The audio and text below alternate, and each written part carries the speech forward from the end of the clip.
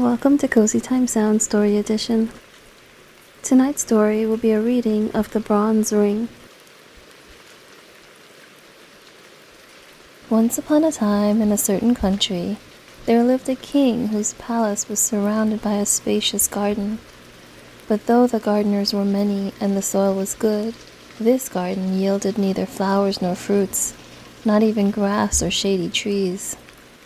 The king was in despair about it, when a wise old man said to him, "Your gardeners do not understand their business, but what can you expect of men whose fathers were cobblers and carpenters? How should they have learned to cultivate your garden?" "You are quite right," cried the king.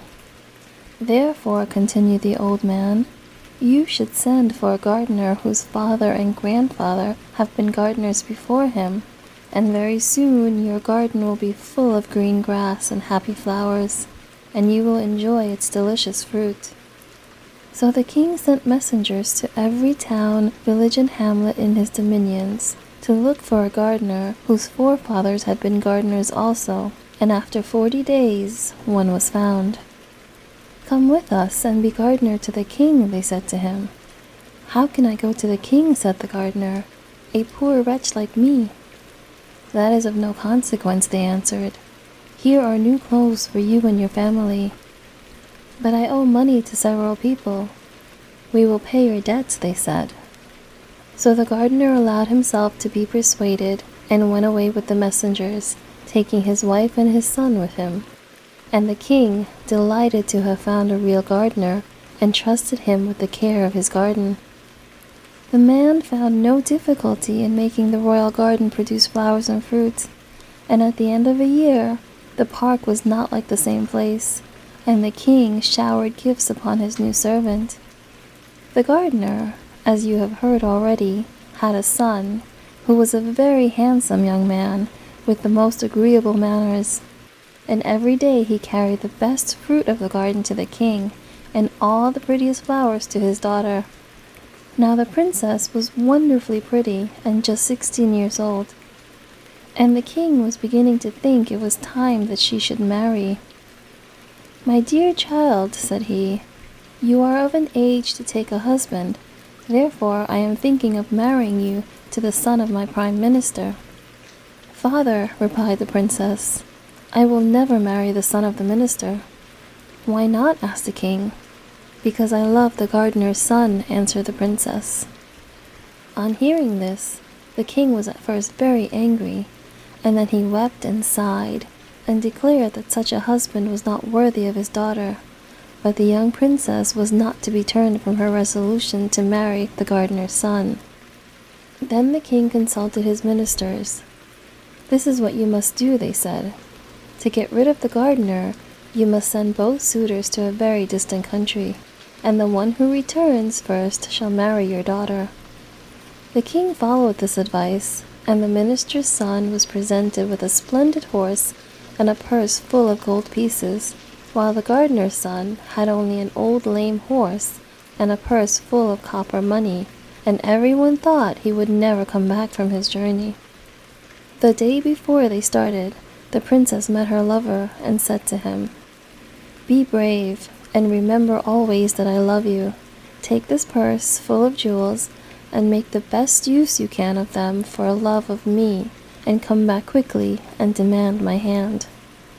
The two suitors left the town together, but the minister's son went off at a gallop on his good horse, and very soon was lost to sight behind the most distant hills. He traveled on for some days, and presently reached a fountain, beside which an old woman all in rags sat upon a stone. "Good day to you, young traveler," said she. But the minister's son made no reply. "Have pity upon me, traveler," she said again. "I am dying of hunger, as you see, and 3 days have I been here, and no one has given me anything." "Let me alone," cried the young man. "I can do nothing for you," and so saying he went on his way. That same evening, the gardener's son rode up to the fountain upon his lame gray horse. "Good day to you, young traveler," said the beggar woman. "Good day, good woman," answered he. "Young traveler, have pity upon me." "Take my purse, good woman," said he, "and mount behind me, for your legs can't be very strong." The old woman didn't wait to be asked twice, but mounted behind him, and in this style they reached the chief city of a powerful kingdom. The minister's son was lodged in a grand inn. The gardener's son and the old woman dismounted at the inn for beggars. The next day the gardener's son heard a great noise in the street, and the king's heralds passed by, blowing all kinds of instruments and crying, "The king, our master, is old and infirm. He will give a great reward to whoever will cure him and give him back the strength of his youth." Then the old beggar woman said to her benefactor, "This is what you must do to obtain the reward which the king promises. Go out of the town by the south gate, and there you will find 3 little dogs of different colors. The first will be white, the second black, and the third red. You must kill them and then burn them separately and gather up the ashes.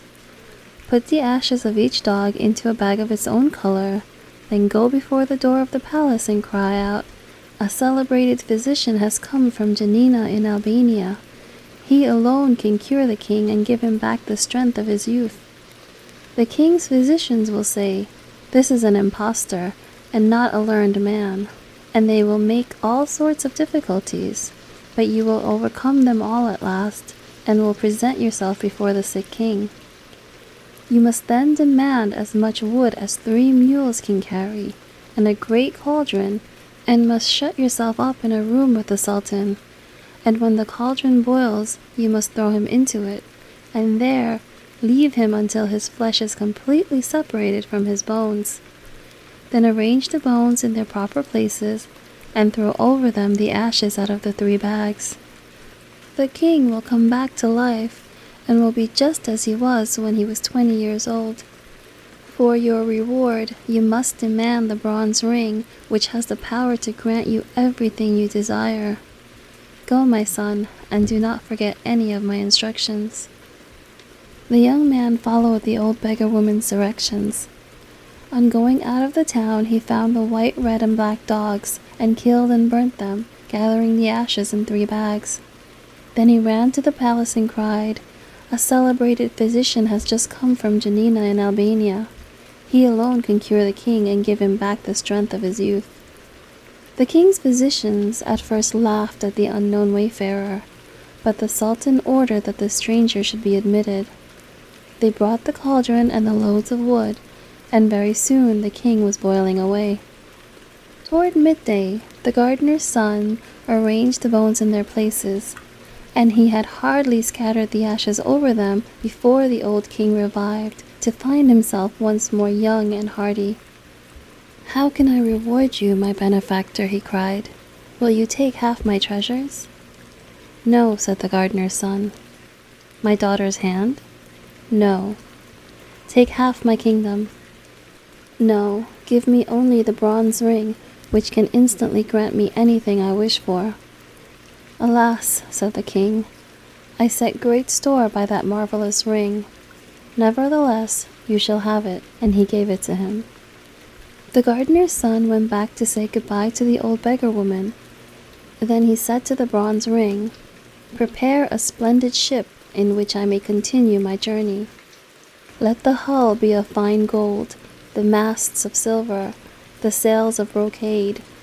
Let the crew consist of 12 young men of noble appearance, dressed like kings. St. Nicholas will be at the helm. As to the cargo, let it be diamonds, rubies, emeralds, and carbuncles." And immediately a ship appeared upon the sea, which resembled in every particular the description given by the gardener's son. And stepping on board, he continued his journey.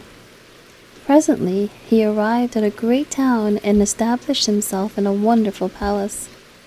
After several days he met his rival, the minister's son, who had spent all of his money and was reduced to the disagreeable employment of a carrier of dust and rubbish. The gardener's son said to him, "What is your name? What is your family? And from what country do you come?" "I am the son of the prime minister of a great nation, and yet see what a degrading occupation I am reduced to." Listen to me.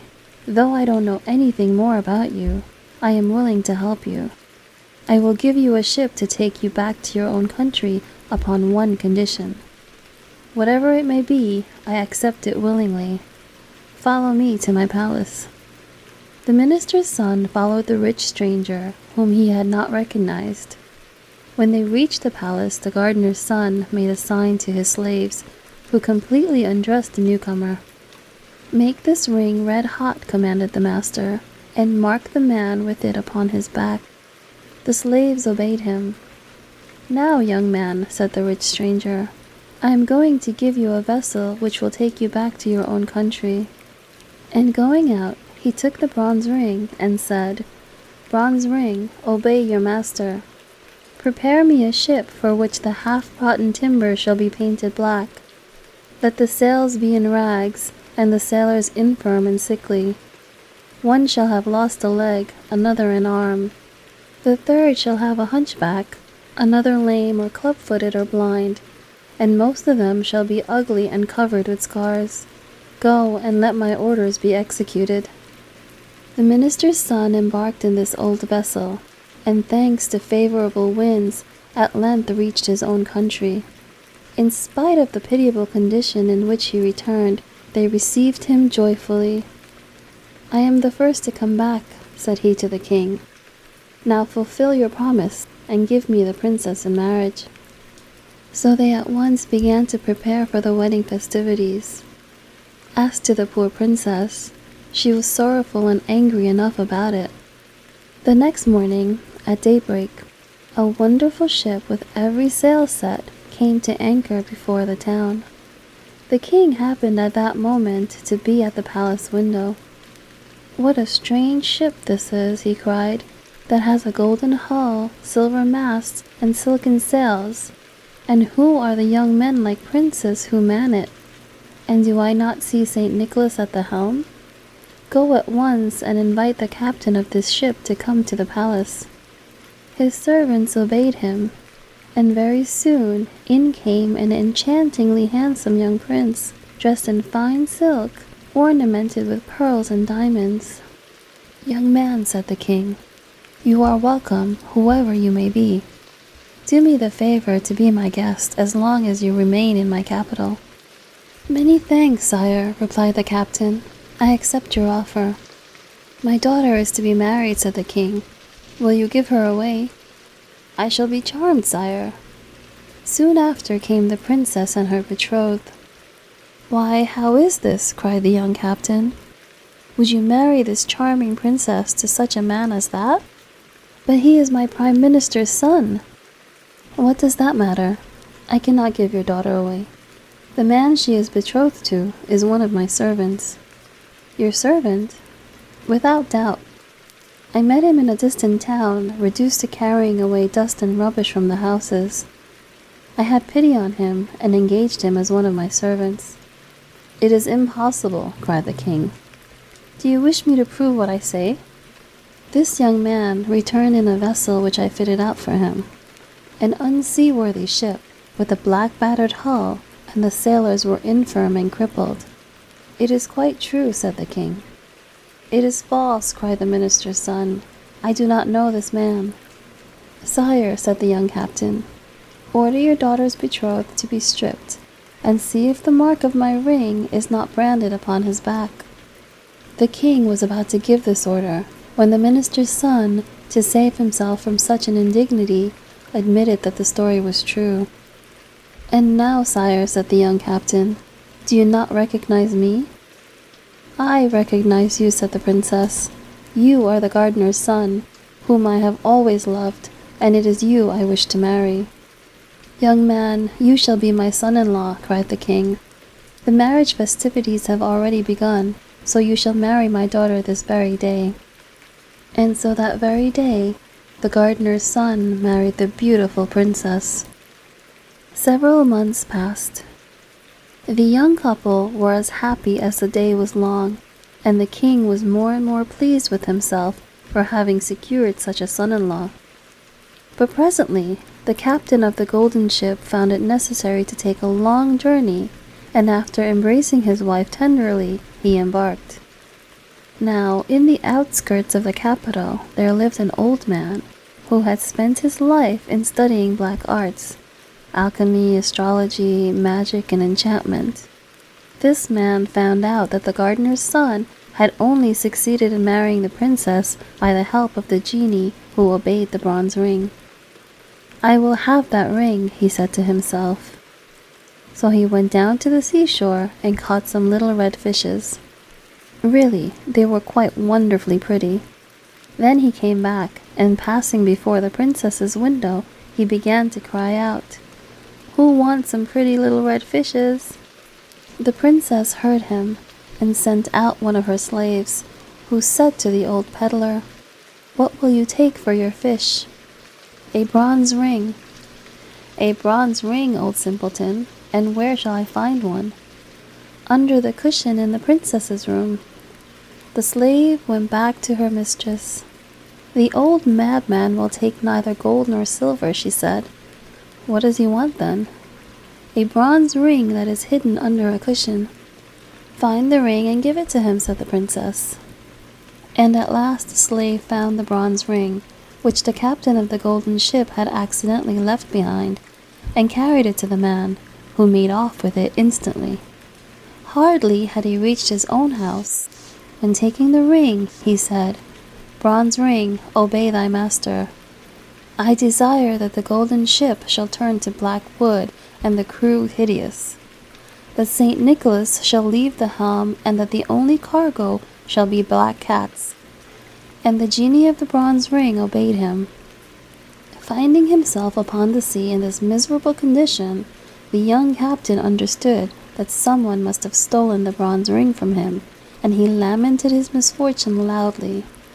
"Alas," he said to himself, "whoever has taken my ring has probably taken my dear wife also. What good will it do me to go back to my own country?" And he sailed about from island to island and from shore to shore, believing that wherever he went, everybody was laughing at him, and very soon his poverty was so great that he and his crew and the poor black cats had nothing to eat but herbs and roots. After wandering about a long time, he reached an island inhabited by mice. The captain landed upon the shore and began to explore the country. There were mice everywhere, and nothing but mice. Some of the black cats had followed him, and not having been fed for several days, they were fearfully hungry, and made terrible havoc among the mice. Then the queen of the mice held a council. "These cats will eat every one of us," she said, "if the captain of the ship does not shut the ferocious animals up. Let us send a deputation to him of the bravest among us." Several mice offered themselves for this mission, and set out to find the young captain. "Captain," they said, "go quickly from our island, or we shall perish, every mouse of us." "Willingly," said the young captain, "upon one condition. That is, that you shall first bring me back a bronze ring which some clever magician has stolen from me. If you do not do this, I will land all my cats upon your island, and you shall be exterminated." The mice withdrew in great dismay. "What is to be done?" said the queen. "How can we find this bronze ring?" She held a new council, calling in mice from every corner of the globe, but nobody knew where the bronze ring was. Suddenly, 3 mice arrived from a very distant country. One was blind, the second lame, and the third had her ears cropped. "Ho, ho, ho," said the newcomers. "We come from a distant country. Do you know where the bronze ring is which the genie obey?" "Ho, ho, ho, we know. An old sorcerer has taken possession of it, and now he keeps it in his pocket by day and in his mouth by night. Go and take it from him, and come back as soon as possible." So the 3 mice made themselves a boat and set sail for the magician's country. When they reached the capital, they landed and ran to the palace, leaving only the blind mouse on the shore to take care of the boat. Then they waited till it was night. The wicked old man lay down in bed and put the bronze ring in his mouth, and very soon he was asleep. "Now what shall we do?" said the two little animals to each other. The mouse with the cropped ears found a lamp full of oil and a bottle full of pepper. So she dipped her tail first in the oil and then in the pepper and held it to the sorcerer's nose. "Atisha! Atisha!" sneezed the old man, but he did not wake, and the shock made the bronze ring jump out of his mouth. Quick as thought, the lame mouse snatched up the precious talisman and carried it off to the boat. Imagine the despair of the magician when he awoke, and the bronze ring was nowhere to be found. But by that time, our three mice had set sail with their prize. A favoring breeze was carrying them toward the island where the Queen of Mice was awaiting them. Naturally, they began to talk about the bronze ring. "Which of us deserves the most credit?" they cried all at once. "I do," said the blind mouse, "for without my watchfulness, our boat would have drifted away to the open sea." "No, indeed," cried the mouse with the cropped ears. "The credit is mine. Did I not cause the ring to jump out of the man's mouth?" "No, it is mine," cried the lame one, "for I ran off with the ring." And from high words they soon came to blows, and alas, when the quarrel was fiercest, the bronze ring fell into the sea. "How are we to face our queen?" said the three mice, "when by our folly we have lost the talisman and condemned our people to be utterly exterminated? We cannot go back to our country. Let us land on this deserted island and there end our miserable lives." No sooner said than done. The boat reached the island and the mice landed. The blind mouse was speedily deserted by her two sisters, who went off to hunt flies. But as she wandered sadly along the shore, she found a dead fish and was eating it when she felt something very hard. At her cries, the other two mice ran up. "It's the bronze ring! It's the talisman!" they cried joyfully. And getting into their boat again, they soon reached the Mouse Island. It was time they did, for the captain was just going to land his cargo of cats, when a deputation of mice brought him the precious bronze ring. "Bronze ring," commanded the young man, "obey thy master. Let my ship appear as it was before." Immediately the genie of the ring set to work, and the old black vessel became once more the wonderful golden ship with the sails of brocade. The handsome sailors ran to the silver masts and the silken ropes, and very soon they set sail for the capital. Ah, how merrily the sailors sang as they flew over the glassy sea. At last a port was reached. The captain landed and ran to the palace, where he found the wicked old man asleep. The princess hugged her husband in a long embrace. The magician tried to escape, but he was seized and bound with strong cords. The next day the sorcerer, tied to the tail of a savage mule, loaded with nuts, was broken into as many pieces as there were nuts upon the mule's back. The gardener's son and the princess lived happily ever after till the end of their days.